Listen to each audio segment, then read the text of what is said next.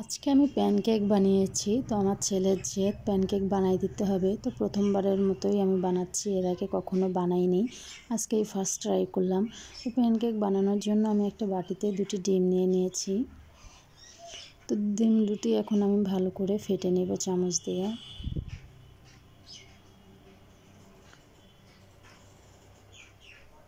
তো ডিমগুলো ভালো করে ফেটে নেওয়ার পর এখানে আমি হাফ কাপ পরিমাণে চিনি দিলাম। চিনিটা পরিমাণ মতো আপনাদের পরিমাণ মতো চিনিটা দিয়ে দিবেন।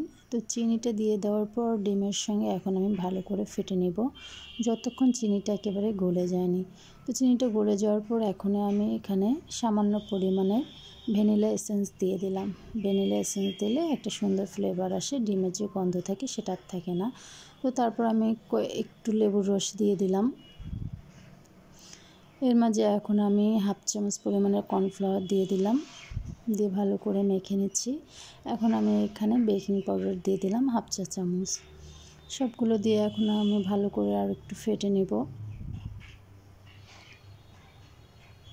এখন আমি এখানে দিয়ে দিলাম হাফ কাপ পরিমাণের গরুর দুধ।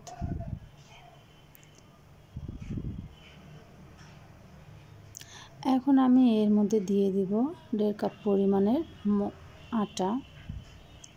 এগুলো সব উপকরণ একসঙ্গে দিয়ে এখন আমি ভালো করে এটাকে মিক্সড করে নেব।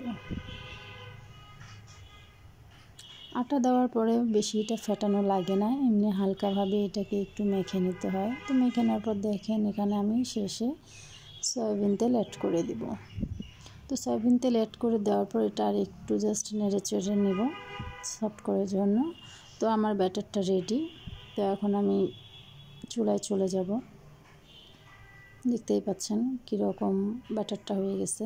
তো একটা ফ্রাই প্যান আমি গরম করে নিয়েছি, এর মাঝে এখন আমি চামচ দিয়ে ব্যাটারটা তুলে দেব।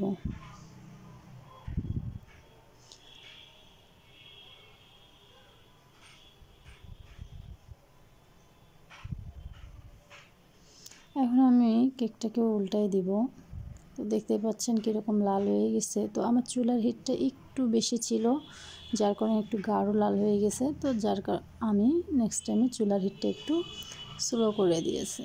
তো দেখতে পাচ্ছেন এই পাশটাও কত সুন্দর হয়ে গেছে পারফেক্টভাবে। তো ফার্স্ট টাইম ট্রাই করছি আমি। ফার্স্ট টাইম ট্রাই করার পর অবশ্যই সফল হয়েছি, মানে আমার কষ্টটা বৃথা যায়নি আর কি। তাই এর মাঝে আমি আবার একটা পিঠা দিয়ে দিলাম। তো এই সময় আমি চুলার হিটটা একটু কমিয়ে রেখেছিলাম।